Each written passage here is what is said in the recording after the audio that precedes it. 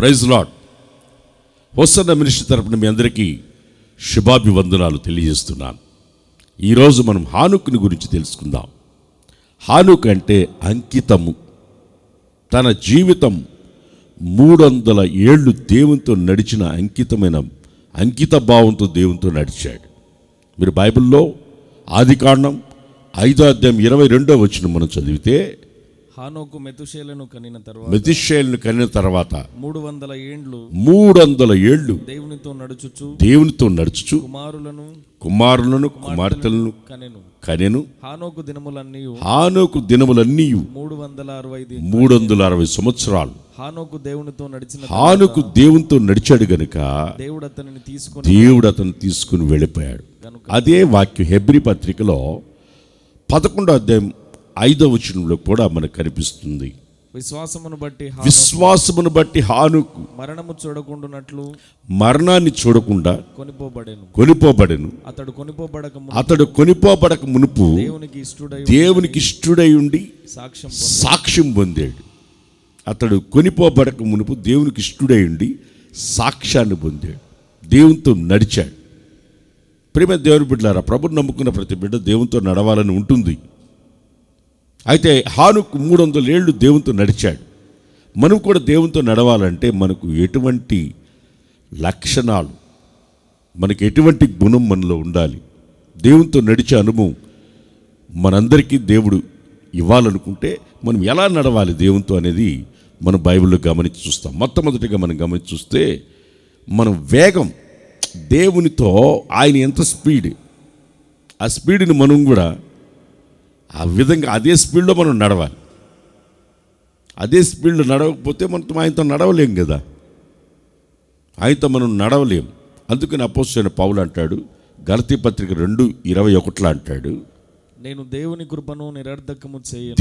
కృపను నేను నిరర్ధకం చేయను, దేవుని కృప ద్వారా నడుస్తున్నాను అంటున్నాడు. దేవుని కృప ద్వారా, దేవుని ఆత్మ ద్వారా నేను నడిపించబడుతున్నాను. ఆయన వెళుతున్న మార్గములో, ఆయన నడుస్తున్న వేగంలో మనం నడవాలి. ఆయన ఎంత వేగంలో నడుస్తున్నాడో అంత వేగంలో మనం నడవాలి. లేకపోతే ఆయనతో కూడా సమానంగా మనం నడవలేం కదా. హానుకు దేవునితో ఆయనతో నడిచాడు, 300 ఏళ్ళు నడిచాడు. ఆయన ఏ వేగంలో వెళ్తున్నాడో అదే వేగాన్ని ఆయన కూడా అధిరోహించి ఆయనతో నడిచాడు. ప్రేమ దేవుని బిడ్డలారా, మనం కూడా దేవునితో నడవాలంటే ఆయన ఎంత వేగంలో నడిచాడు అనేది మనం తెలుసుకుని, ఆ విధంగా కృపను పోగొట్టుకోకుండా నిరర్ధకం చేసుకోకుండా ఆయన వెళ్తున్న వేగంలోనే, అదే సమయంలోనే మనం ఆయనతో కూడా నడిచి వెళ్ళాలి. అప్పుడు మన జీవితంలో ఎన్నో ఆశీర్వాదాలు మనం అనుభవించగలం. ఆయన వెళ్ళే స్పీడ్ని ముందు మనం తెలుసుకోవాలి. ప్రియమైన దేవుని బిడ్డ, రెండోదిగా మనం గమనించి చూస్తే, రెండోదిగా చూస్తే ఆయన ఏ దిక్కుకి వెళ్తున్నాడో మనం చూడాలి. ఆయన ఏ దిక్కులో వెళ్తున్నాడు అది మనం చూడకపోతే, మనం ఏ దిక్కు కంటే అటు వెళ్తాం కదా. ఆగర్లాగా నువ్వు ఎటు వెళ్తున్నావంటే, నేను అటు ఇటు తిరుగుతున్నాను, ఎటు పోతున్నాను నాకే తెలియదు. ఆయన ఏ దిక్కులో వెళ్తున్నాడో అది మనం ముందు గమనించాలి. ఆయన ఏ దిక్కులో వెళ్ళాడు? హెబ్రీ పత్రిక 11వ అధ్యాయం 26వ వచనంలో మనం గమనించి చూస్తే, మోషే పెద్దవాడైనప్పుడు విశ్వాసమును బట్టి ఐగుప్తులో ధన సుఖ భోగముల కంటే నిందల మార్గంలో నడిచాడు. ఆ దిక్కు ఎట్లుందంటే, నిందల మార్గంలో అతను నడిచాడు. ఒక మాటలో చెప్పాలంటే, అల్పకాల పాప భోగములు అనుభవించుట కంటే అన్నాడు. అల్పకాల పాప భోగములు అనుభవించుట కంటే ఆయనతో నడవడం ముఖ్యం అనుకున్నాడు. అందుకని ఐగుప్తుని విడిచిపెట్టి వచ్చాడు.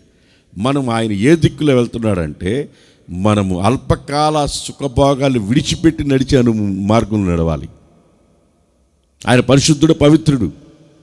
దేవునితో మనం నడిచేటప్పుడు, మనం పవిత్రంగా నడవాలనుకున్నప్పుడు అల్పకాల పాప సుఖభోగాలను విడిచిపెట్టి, ఐగుప్తు సుఖభోగాలను విడిచిపెట్టి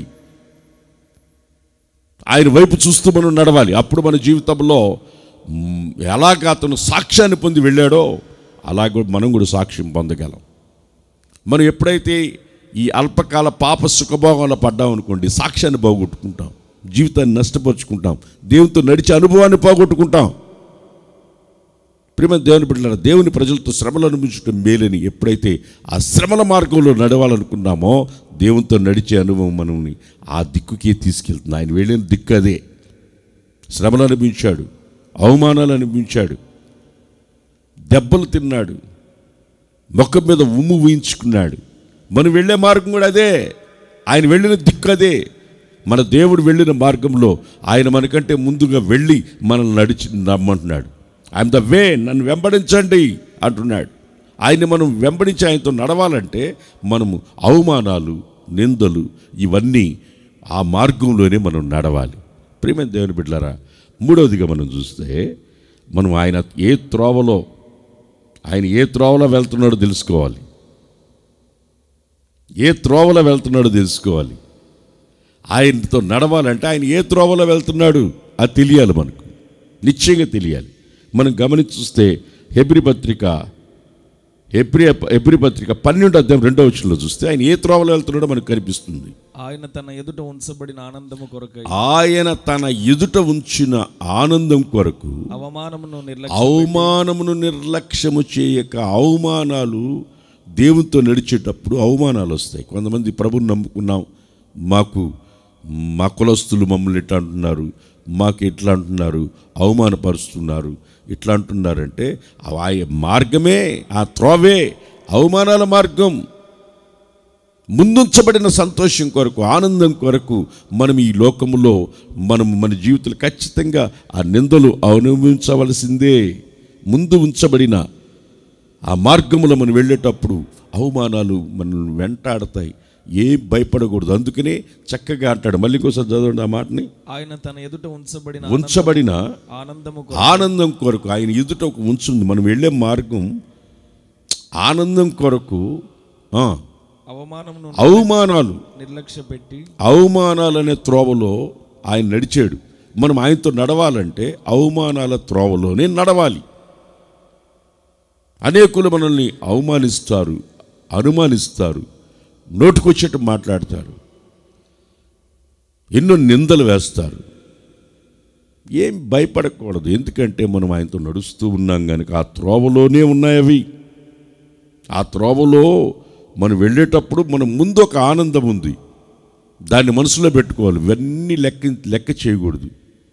ఇవట్లంటే లెక్క చేయకూడదు. వాటిలో మనము ఆయనతో నడుస్తున్నాం కనుక ఇవన్నీ వస్తాయి.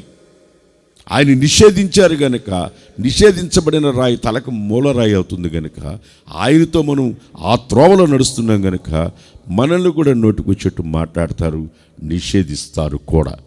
ఒక మాటలో చెప్పాలంటే 4వ పాయింట్ మనం గమనించి చూస్తే ఒక దృష్టి ఉంచాలి. ఒక వ్యక్తి మీద దృష్టి ఉంచాలి. ఆయన మీద దృష్టి ఉంచుకొని నడవాలి. ఆ దృష్టి ఉంచకుండా నడిస్తే మనము తప్పిపోతాం. దృష్టి పెట్టుకోవాలి. ఆయన దృష్టి పెట్టుకోవాలి. నా ముందు వెళుతూ ఉంటే ఆయన మీద దృష్టి పెట్టుకొని నడవాలి. మేము ఒకసారి విదేశాలకు వెళ్ళినప్పుడు మా బ్యాచ్ అంతా, టీం అంతా, ఏసన్న గారు మేమంతా వెళుతున్నప్పుడు నేను అక్కడున్న ఒక వస్తువుని చూస్తూ నిలబడ్డాను. వీళ్ళు అంతమంది గుంపులో అటు పక్కకి వెళ్ళిపోయారు. వాళ్ళు ఎక్కడున్నారు నాకు కనబడలేదు. చాలాసేపు చాలా కలవరపడ్డాను. ఆ తర్వాత మళ్ళీ నాకు కనబడ్డారు. అప్పుడు నేను సంతోషించాను. నా దృష్టి వాళ్ళ మీద నుంచి పక్కకి తొలగింది. వాళ్ళని నేను మిస్ అయిపోయాను. వాళ్ళు నేను తప్పిపోయాను. మనం తప్పిపోవడానికి ఆయనతో నడిచే అనుభవం, ఆయన మీద దృష్టి పెట్టుకొని నడవకపోతే మనం నడిచే అనుభవంలో మనం తప్పిపోవచ్చు. చాలామంది దేవుని నమ్ముకొని వస్తారు, చాలామంది సేవకని వస్తారు, ఆయన మీద మనసు పెట్టరు, ఆయన మీద దృష్టి ఉంచరు. కొంతమంది ఇంటి మీద దృష్టి ఉంచుతారు, కొంతమంది ఆస్తి మీద దృష్టి ఉంచుతారు. సేవకు వచ్చిన సేవకులు కూడా చాలామంది కూడా వాళ్ళ జీవితంలో నష్టాన్ని కొని తెచ్చుకుంటున్నారు. ఆయన మీద దృష్టి ఉంచినప్పుడు ఈ లోకంలో ఉన్నవన్నీ మనకు చాలా చిన్నవిగా కనిపిస్తాయి. ఇవి క్షయమైపోయాయి, పనికి రాకుండా పోయేవి. కనబడని ఒక నిత్యత్వం కొరకు మనం దృష్టి పెట్టుకొని ఆయన మీద దృష్టి పెట్టి మనం నడవాలి. అప్పుడు మనం నడిచే మార్గంలో 300 ఏళ్ళు హానుకు నడిస్తే మనం జీవితంలో మనం ముందుకు సాగుతున్న మన జీవితంలో దేవుని వైపు దృష్టి పెట్టుకొని నడుస్తున్నాం కనుక మనం ఎప్పటికీ తొట్టిల్లం, తప్పిపోం, విడిచిపెట్టి వెళ్ళం, పక్కకి వెళ్ళం. మనం వెళ్లకుండా ఉండాలంటే మనం ఆయన మీద దృష్టి పెట్టుకొని మనం నడవాలి. చాలామంది ఆయన మీద దృష్టి ఉంచుకోక పక్కకి తొలగిపోతున్నారు. మన దృష్టి అంతా సియోన్ నిత్యత్వం గురించిన ఒక దర్శనం, దాన్ని మనము ఆ దృష్టి పెట్టుకొని మనం నడాలి. బైబిల్లో మనం గమనించి చూస్తే కీర్తనల 16వ అధ్యాయం 8వ వచనంలో ఒక వాక్యం మనకు కనిపిస్తుంది. సదాకాలము యెహోవా యందు, సదాకాలము నేను యెహోవా యందు నా గురి నిలుపుకొని ఉన్నాను. ఆయన నా కుడిపార్శ్వమందు ఉన్నాడు, ఆయన నా కుడిపార్శ్వం ఉన్నాడు గనుక నేను కదల్చబడను అంటున్నాడు. నా గురి అంతా ఆయన మీద నిలుపుకోనను. గురి ఆయన మీద పెట్టుకొని నడవాలి, దృష్టి ఆయన మీద పెట్టుకొని నడవాలి. మీరు అపోస్తలుల కార్యాలు 2వ అధ్యాయం 25వ వచనంలో చూస్తే ఆయనను గూర్చి దావీదు ఇట్లా దావీదు ఇలా అంటున్నాడు, నేను ఎల్లప్పుడూ నా ఎదుట ప్రభువును నా ప్రభువుని చూస్తూ నడుస్తున్నాను. ఆయన నా కుడిపార్శ్వమున ఉన్నాడు గనుక నేను కదల్చబడను. ఆయన మీద దృష్టి పెట్టుకొని నడుస్తున్నాను. మీరెవరి మీద దృష్టి పెట్టుకొని నడుస్తున్నారు? మనం నడిచేటప్పుడు దేని మీద మనం దృష్టి పెట్టకూడదు. లోక సంబంధమైన ఆకర్షణలు చాలా ఉంటాయి. ఈ రంగుల లోకంలో రాలిపోయే ఈ లోకంలో అనేకమైన మనల్ని ఆకర్షిస్తాయి. వాటి మీద మన దృష్టిని పెట్టేటట్లుగా చేస్తాయి. ప్రియమైన దేవుని బిడ్డలారా, మనం ఆయన మీద దృష్టి పెట్టుకొని మనం నడిచినప్పుడు పొరపాటును కూడా మనం దేవునితో నడిచే అనుభవాన్ని పోగొట్టుకోం. ఎన్ని నష్టాలైనా రాని దేవునితో నడిచే అనుభవం ఉన్నవాడు ఈ లోకములో అపోస్తలుడైన పౌలు అంటాడు, ఇవన్నీ నాకు పెంటగా ఎంచుకున్నాను, వీటిలన్నిటిని నా చదువు, నా జ్ఞానం, నేనన్నిటినీ వాటిని విడిచిపెట్టేశాను, ఎందుకంటే ఆయన మీద దృష్టి పెట్టుకున్నాను గనుక అంటున్నాడు. ప్రియమైన దేవుని బిడ్డలారా, ఆయన మీద గురి పెట్టుకుంటే అపోస్తలుడైన పౌలు అంటాడు, నేను ఆయన మీద గురి పెట్టుకుని నడుస్తున్నాను. నా పరుగు పందెం నేను ఆయన విశ్వాసాన్ని కాపాడుకుంటూ నా పరుగును తుదముట్టిస్తూ ఆయన మీద గురి పెట్టుకొని నేను వెళుతున్నాను. ఆయన మీద గురి పెట్టుకొని వెళ్తున్నాను. నా కొరకు నీతి కిరీటం ఉంది, ఎదురు చూస్తూ ఉంది అంటున్నాడు. ఎంత నిరీక్షణతో కూడిన మాట! దేవునితో నడిచే అనుభవం కలిగిన వాడు ఇంత ధైర్యంగా చెప్పగలడు. గురి పెట్టుకోవాలి, ఆయన మీదే గురి పెట్టుకోవాలి, ఆయన మీద దృష్టి పెట్టుకోవాలి, ఆయన మీద దృష్టి పెట్టుకోవాలి, ఆయన మీద గురి పెట్టుకోవాలి. చాలామంది గురి తప్పిన మనుషులు చాలామంది కనిపిస్తూ ఉంటారు. ఆమోసు గ్రంథంలో 3:3 మనం గమనించి చూస్తే సమ్మతింపకుండా ఇద్దరు కూడి నడుతురా, ఒక్కరు నడిచే అనుభవంలో సమ్మతించకుండా, ఇద్దరు మనసులు కలవకుండా, ఇద్దరు ఒకే అడుగుల్లో ఎలా నడవగలరు? ఇద్దరు ఒకే మార్గంలో ఎలా నడవగలరు? ఇద్దరు కలిసి వెళుతూ ఉండేటప్పుడు, ఇద్దరు నడిచి వెళ్ళేటప్పుడు, ఇద్దరు కలిసి బస్టాండ్కి ఇద్దరు కలిసే పోయారు, కానీ అక్కడి నుంచి వేరువేరు వెళ్ళిపోయారు. చూసారా?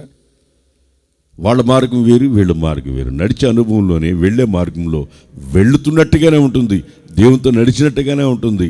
ఆయన వెళ్ళే మార్గాన్ని తప్పిపోవచ్చు, జాగ్రత్త. దేవునితో నడిచే అనుభవం నీకు ఉండాలంటే ఆయనతో కలిసి సమ్మతి కలిగిన మనసుతో. ఒక ఎద్దుల బండికి 2 ఎద్దులు కడితే 2 ఒకటే మనసులు కలిసి నడుస్తాయి. అప్పుడు బండి ముందుకు వెళ్తుంది. అది ఇట్లాగితే ఏమవుతుంది? అవి చూడు ఎంత చక్కగా నడుస్తాయి. వాటిని చూసన్నా మనం దేవుని బిడ్డలమైన మనం నేర్చుకోవాలి.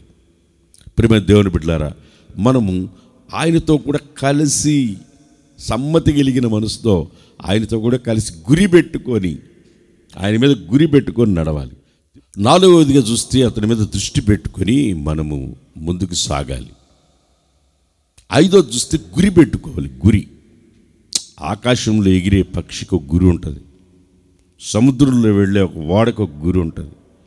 మనం ఒక గురి పెట్టుకొని మనం ముందుకు వెళ్ళాలి. అప్పుడు మనం పొరపాటును కూడా తొట్టిల్లకుండా ఆయనతో కూడా నడిచే అనుభవం మనకు ఉంటుంది. మనం అదే 6వ పాయింట్ మనం గమనించి చూస్తే ఆయన మీద నమ్మకం పెట్టుకోవాలి. నమ్మాలి, ముందు ఆయన్ని నమ్మాలి. నమ్మి సమ్మతి కలిగిన మనసుతో ఆయనతో నడవాలి. ఆమోసు గ్రంథం 3వ అధ్యాయం 3వ వచనంలో ఈ వాక్యం రాసింది. ఏమనుందంటే, సమ్మతి కలగాలి. మీరు మనసులు కలవాలి. ముందు మనసులు కలవకుండా మనం నడవలేం కదా. సమ్మతి కలిగిన మనసుతో నడవాలి. ఇప్పుడు ఎద్దులు చూడండి, బండి కడితే రెండు ఒకటేగా నడుస్తాయి. ఇప్పుడు మనం దేవునితో నడవాలంటే ఆయన మనసులో మనం ఒకరి మనసు ఒకరికి ఆయన అర్థం చేసుకోవాలి. ఆయన నమ్మదగిన వాడు, నమ్మాడు గట్టి నడవాలి. ఆయన్ని నమ్మి నడవాలి. ప్రియమైన దేవుని బిడ్డలారా, చాలామంది ఆయన మీద నమ్మకం లేదు. ఆయన మీద నమ్మకం పెట్టుకొని నడవాలి. మనము నమ్మకం పెట్టుకొని నడిస్తే మన జీవితంలో ఎన్నో ఆశీర్వాదాలు మనం పొందగలం. తిమోతికి రాసిన రెండో పత్రిక 2:12 సహించిన వారమైతే సహించాలి. ఏం సహించాలి? అన్నీ సహించాలి. ఈ భూమి మీద దేవునితో నడుస్తున్నాం కనుక సహించాలన్నాడు ఒకటే మాట. సహించాలి. సహించిన వాడు అయితే ఆయనతో కూడా ఏలుదుము, ఆయనతో కూడా ఏళ్తాం. ఆయనతో కూడా ఏళ్తాం. ఆయనను ఎరుగమంటే మనలను ఆయన ఎరుగనను, ఆయన నువ్వెవడో తెలియదు అంటాడు. మనము నమ్మదగిన ఆయన మనం నమ్మితే ఆయన నమ్మదగిన వాడు. నిన్ను నడిపించగలడు, నడిపిస్తాడు. నిన్ను అంతవరకు నడిపిస్తాడు, కడశ్వాస వరకు నడిపిస్తాడు. నిన్ను వదలుడు, చెయ్యి విడిచిపెట్టాడు, నిన్ను నడిపిస్తాడు. నమ్మాలి. నమ్మకుంటే ఎలా నడుస్తాం? ఆయన నమ్మదగిన వాడు కనుక ఆయన నమ్మాలి, ఆయనతో కూడా నడవాలి. ప్రియమైన దేవుని బిడ్డలారా, చివరిగా 7వ పాయింట్, మనము ఏ స్థలానికి వెళ్తున్నామో తెలిసి ఉండాలి. మనం ఏ స్థలానికి వెళ్తున్నామో మనకు తెలిసి ఉండాలి. ఆయనతో కూడా ఎక్కడికి వెళ్తున్నామో, అసలు మనం ఎక్కడికి వెళ్తున్నామో, మనం వెళ్ళే మార్గం ఏంటో అసలు మనకు తెలిసి ఉండాలి.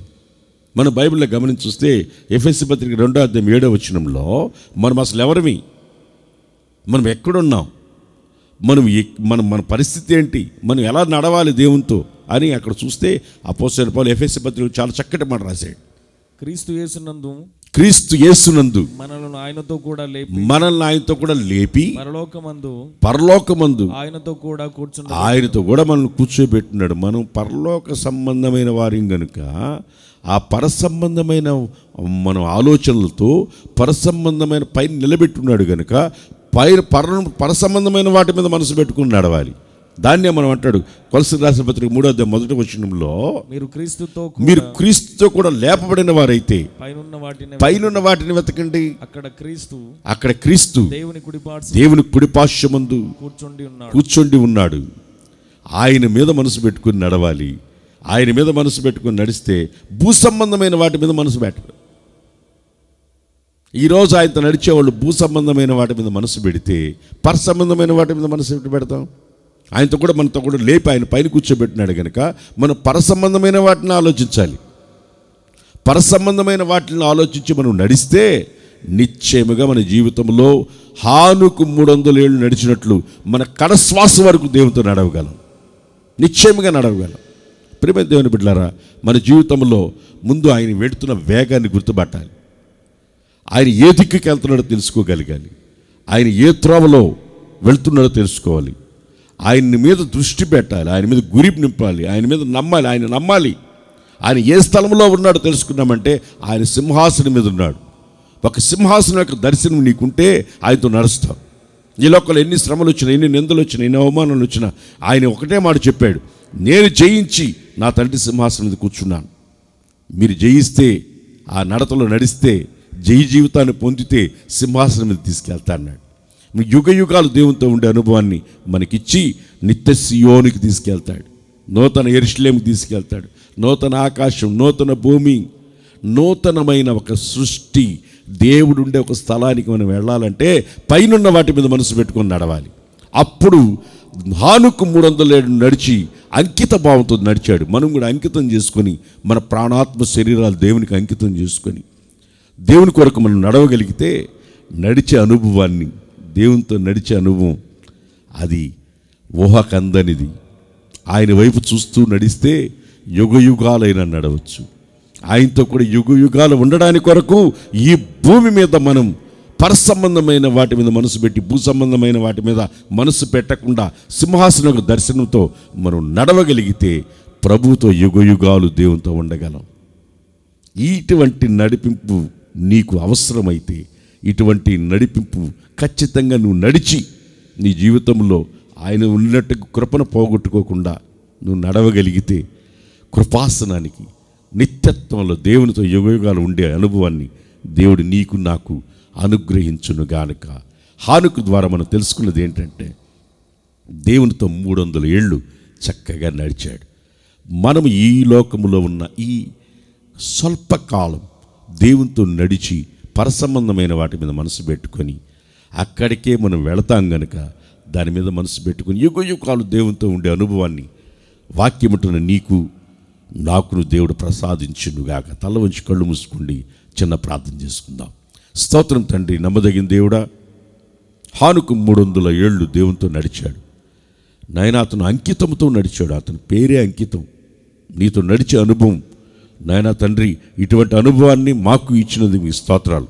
నువ్వు నడిచిన వేగంతో మేము నడిచే కృపనివ్వండి నాయన. నువ్వు వెళుతున్న దిక్కువే మేము నడిచే కృప దయచేయండి.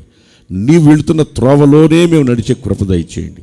నీ మీద దృష్టి పెట్టుకొని, నీ మీద గురి పెట్టుకొని, నీ మీద నమ్మకం పెట్టుకొని ప్రభువా, నీవు పరమందు సింహాసనం మీద ఉన్నావు కనుక పర సంబంధమైన వాటి మీద మనసు పెట్టుకొని భూ సంబంధమైన వాటి మీద మనసు పెట్టుకోకుండా నీతో నడిచే జీవితాన్ని మీరు మాకు ఇచ్చారు.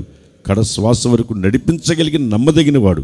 వాక్యం వెంటనే బిడ్డను నడిపించండి, మమ్మల్ని కూడా నడిపించుటకు సమర్థుడు, శక్తి కలిగిన దేవుడు కనుక నాయనా మీరు మమ్మల్ని నడిపించి నీ నామానికి మహిమ తెచ్చుకోమని యేసయ్య శ్రేష్టమైన దివ్యనామములు అడిగి వేడుకొంచున్నాం తండ్రి, ఆమేన్.